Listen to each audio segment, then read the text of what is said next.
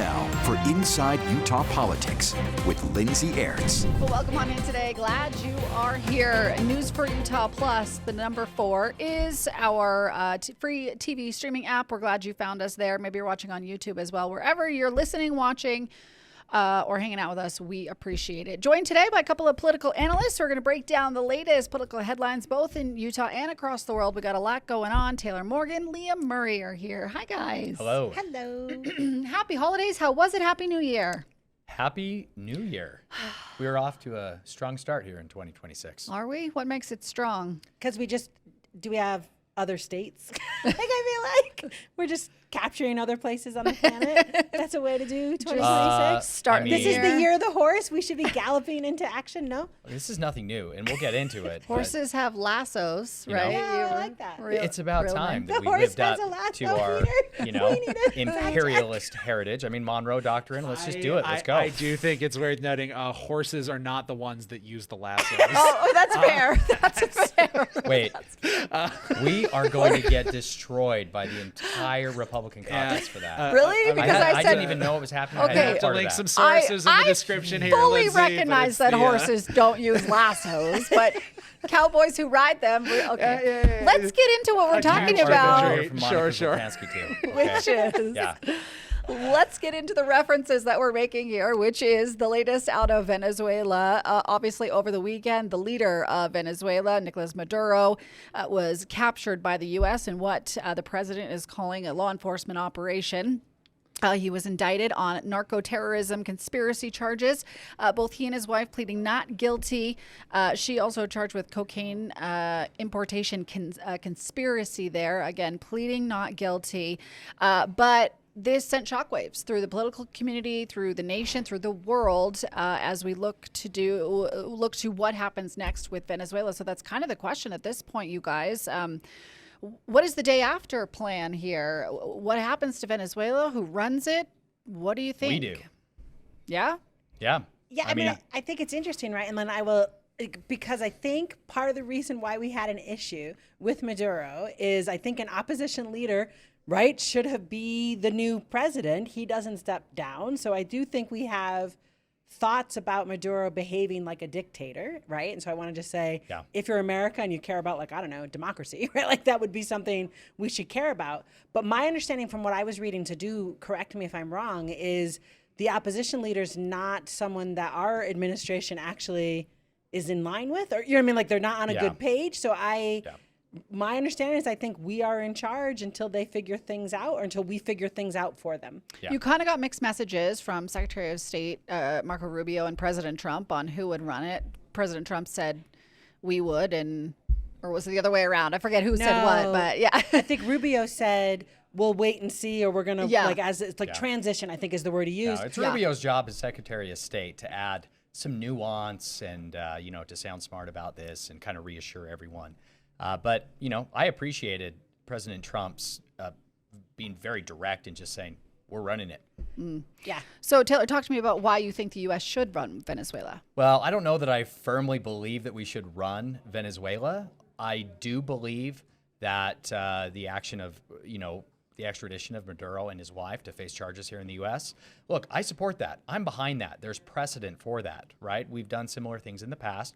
Now, those haven't always gone well. I understand the concerns about international law and about sovereignty. I understand all of that. But we are in war with narco-terrorists and narco-trafficking. Americans, Leah's, I see that. I saw that smirk, Leah Murray.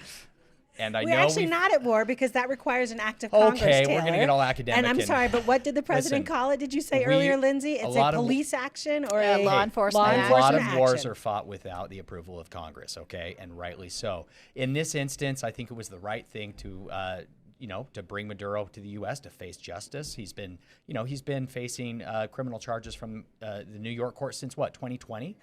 He has been given every opportunity, right, to change his behavior, to be responsive. And instead, what has he done? He has called out President Trump by name, threatened him, and essentially weeks ago told President Trump to come get him. And we did. Yeah, I mean, a little bit. So I'm just going to say So my question is, to what extent does this fold into what I thought was President Trump's America First narrative, right? So now it's like we're fighting in Venezuela, and whatever we call it, a war or a police action or law enforcement action, we're going to go take out Iran, because I do think there was a conversation around that over the weekend as well. We're going to now manage Gaza, because on behalf of Israel and the Palestinians, they can't possibly do it. Yeah. And we're managing Ukraine. A little bit. What I think President Trump sold was he was more isolationist. It's about America. It's like doing, right? Like managing things here. And now, man, what we are getting is a full scale, like interventionist police force. The United States is now, right? So what did you just say? And where's Maduro the was cutoff? Yeah, this misbehaving level and- of Yeah. neoconservative would make Dick Cheney blush. I mean, we are Right. out there, we're doing it. I do think, though, that when it comes to Venezuela and when it comes to the importation of drugs, the cocaine trafficking, that is well documented, right? We know that Venezuela has been in cahoots with the FARC, with terrorist groups importing drugs to the United States. So in this instance, I do believe that is part of President Trump's kind of America First, populist, fighting drug trafficking because of Americans dying from drugs. I think that is related in that sense. But, when it comes to global policy and, President Trump's America First, I think it's very flexible. I think we are heavily involved. I will say that President Trump is taking a very different approach to Iran and to Russia so far. I think that is worth pointing out, that here with Venezuela, we went and we, ran a military operation to extract a dictator, right? And would we do that in China or Russia? I don't think so. That's my point, right? Is that we're dealing with Russia and with Iran in a very different way. And speaking of those countries, anytime Hamas, I'm sorry, can I just hold push on. back? Yeah, okay. Anytime Hamas, Hamas,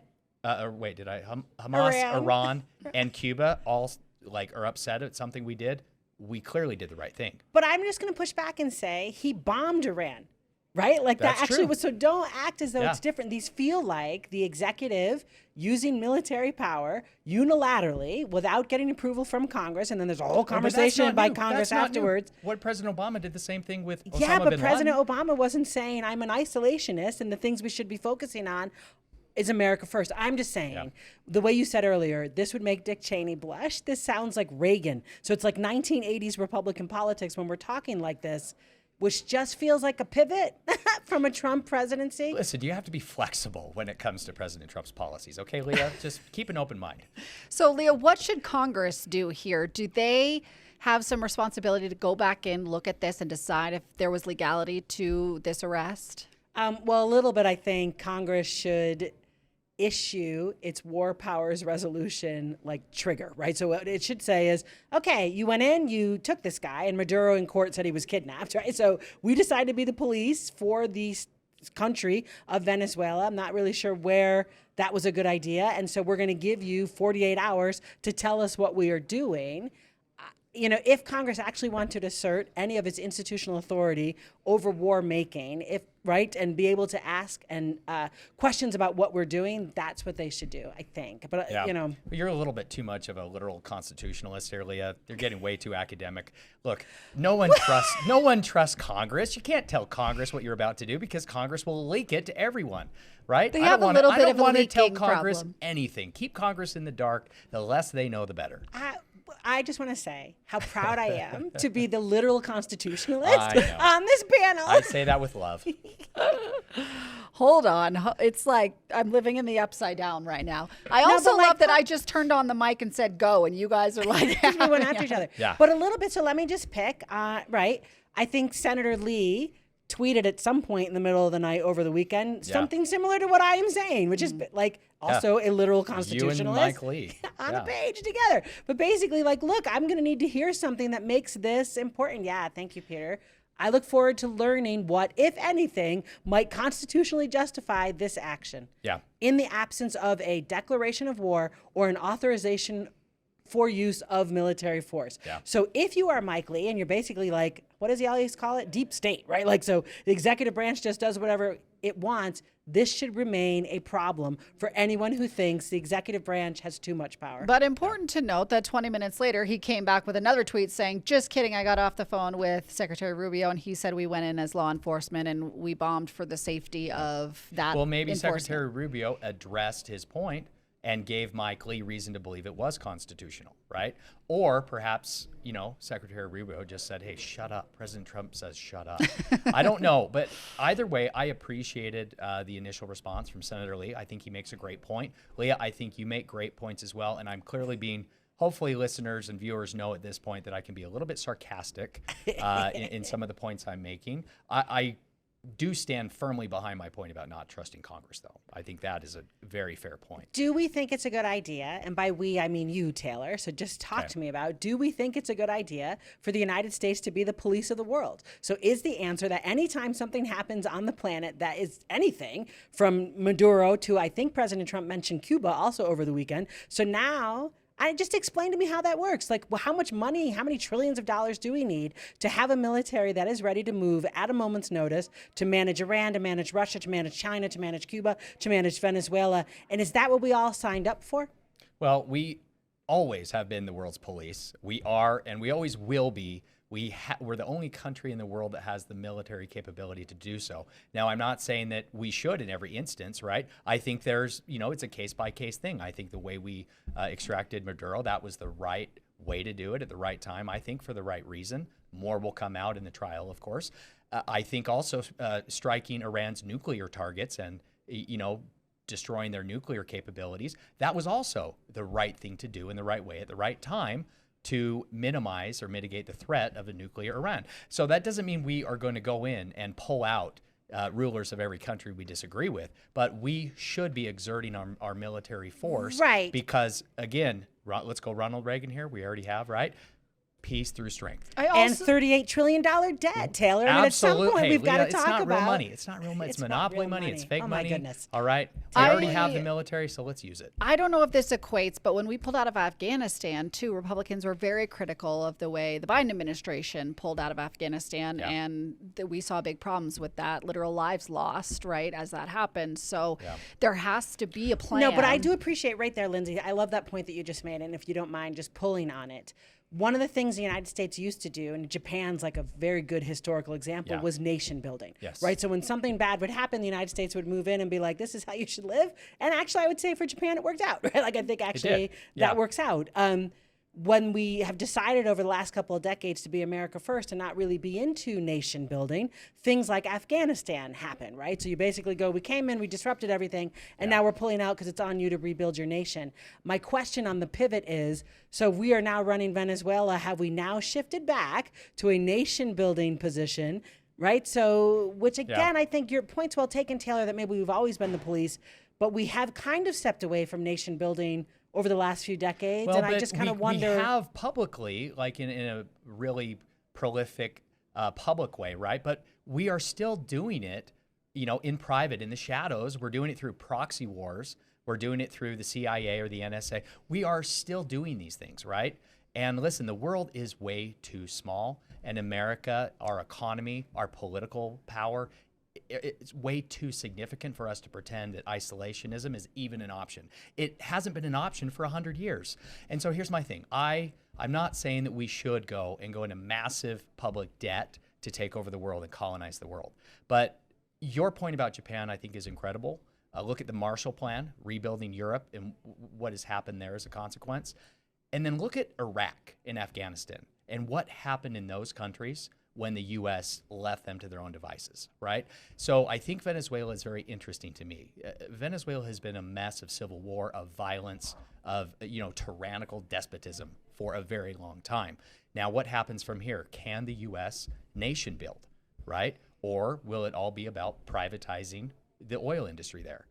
What will happen in Venezuela, I think, will really set the tone for America's foreign relations going forward for decades. We will have to keep an eye on it and leave the conversation there for today. But Leah's face could say all about that conversation right there. Hold on. Have you followed the AI coming out with Maduro? I mean, this is a gold mine of content. I should have pulled up a clip that you amazing. sent in our group chat because it would have been good. Nonstop. Sorry. Yeah. Just be ready. Just be ready for this AI content. Well, I love both of your takes and your willingness to dive into that conversation. So we appreciate it. All right, let's turn to a local topic, shall we? The candidate filing is open here in Utah for all of the candidates running in 2026, except for those congressional candidates in CD1 because we pushed back the filing deadline deadline to allow them more time while the state appeals the redistricting ruling. So, guys, as you read some headlines over the last day or so, what is sticking out to you about who's running, who's not running? I will tell you sort of my top three, and then you can tell me if you disagree. We've got 12 House members resigning. All 75 House seats are up for re-election. So 12 House members, at least 2 senators, possibly 3 not coming back. We've got Senate President Stuart Adams with 3 challengers. House Speaker Mike Schultz has 1. And then a couple of inter-party challenges that are really interesting to me. Dan McKay, Jordan Tusher with challenges, and then will Ann Milner run. She's a senator up in the Ogden area, so we'll see if that seat stays open because a House member has filed for her seat. So those are my top takeaways. What are your thoughts? I'm just going to say my top takeaway was what energy, I think, anti-incumbent energy we saw in the municipal elections, I think is still here, right? So the fact that we see a challenger to Ann Milner, the fact that we see challengers to Stuart Adams, to Mike Schultz, right, reads like people are still, you know, whatever drove our incumbency drama that happened in our last election cycle is still here. Yeah, I agree. I think it's really, really exciting because we have so many candidates running for so many seats. We have so many incumbents and powerful, long-time incumbents, Right. some big names facing not just challengers inside their party, but very viable, very credible challenges from within their party. Can I drill down on that? Yeah. What races do you think are the most viable in terms of an incumbent facing a real formidable foe? Because sometimes you see these names and you don't know who they are, and you don't know if they have money, and you don't know if they can really do anything. Yeah. I think at the top of my list is the Doug Fiafia versus Dan McKay race, Okay. Senate seat in Riverton. Yep. Dan has held that Senate seat for quite a long time, almost a decade and a half. Doug Fiafia is a rising star in the Utah House. He has been in for 1 year, 1 term, representing, I believe, House 48. And he is very highly regarded and well respected. He's a rising star. A lot of folks are speculating that this might be jumping too far too soon for Doug Fiafia. He is an excellent campaigner. Dan McKay is a household name in that part of the state. But, you know, Dan and, you know, the McKay name has been in a little bit of turmoil in Riverton this last year. So is he vulnerable?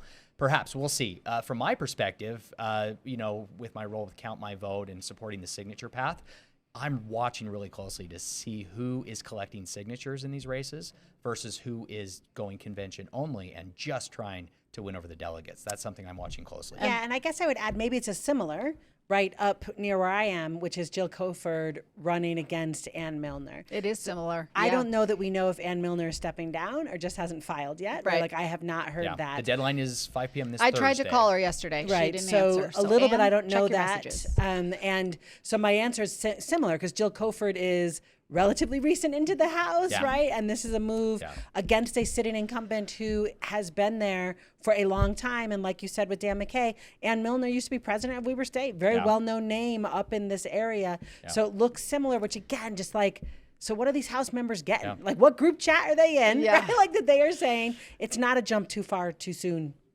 Doug Fiafia is a great campaigner, and the delegates really do like him. And he's very charismatic. He's very smart. I think he really does have a shot. We'll see how that race goes. The other one at the very top of my list that I'm watching closely is the Jordan Tusher versus Scott Stevenson race. Stevenson is a president or former president of the Fraternal Order of Police, was heavily involved in the union referendum and the opposition to Representative Tusher's bill. And this is about accountability, really. And so I have a lot of respect for Representative Tusher. I appreciate his work, and he's been someone I've always worked with, and it's been wonderful.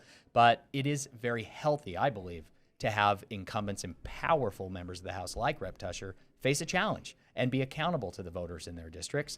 That is going to be probably the most exciting legislative race in 2026 in the primary. Yeah, I agree. Those are a handful I'm keeping an eye on too. And to see, you know, challenges like with the Senate president from within his own party, even if these folks don't have name ID and don't have the money that Stuart Adams has. To your point, Leah, when I talked to one of the candidates, her name's Stephanie Hollis, who's challenging President Adams, she really talked about that transparency, that she felt like, the same people had been in leadership for a really long time and there wasn't anything changing. And so she really wanted to kind of shake up the status quo there. So, yeah, and I think that's great. I don't see any of President Adams' challengers really being viable or able to beat him. However, having challengers to hold him accountable and to make him run a race and communicate with his constituents, I think that's really, really valuable. And no offense to any members of leadership in the legislature in Utah here, but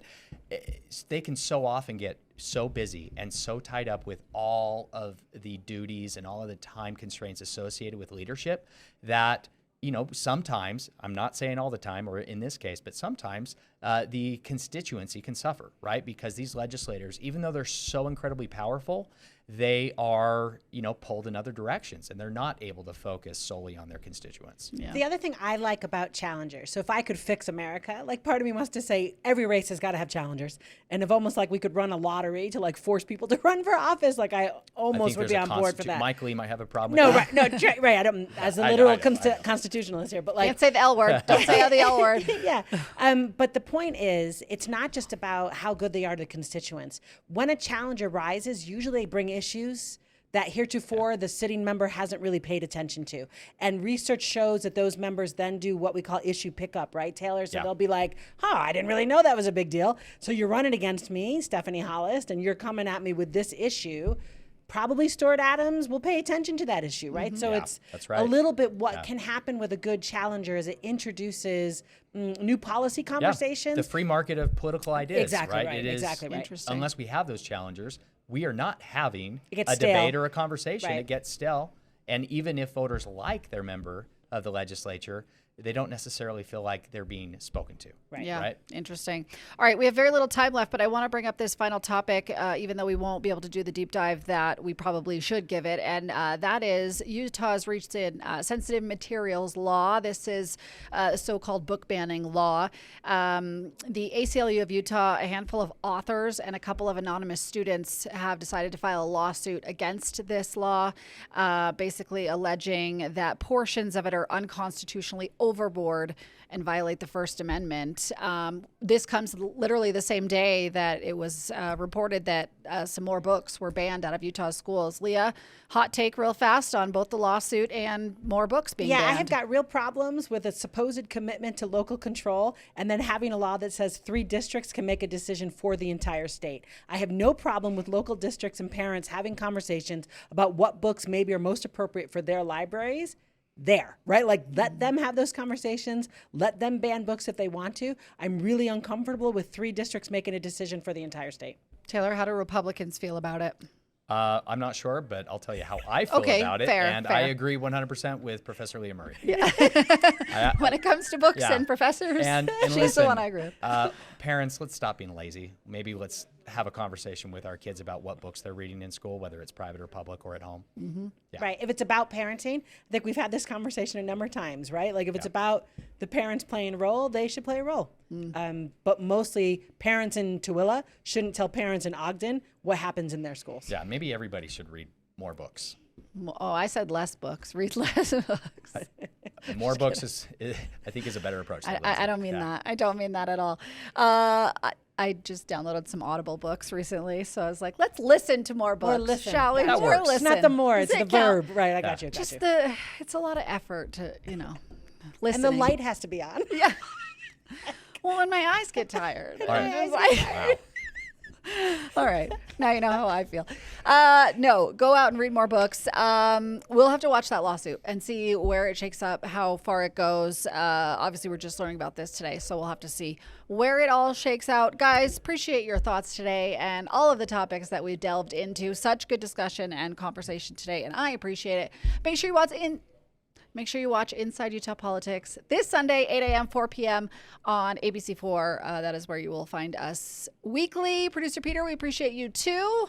Thanks, everybody. We didn't need any fact checking today, so Yeah, we did on the lasso and the horse. I was going to say, we got that one off the top. Yeah.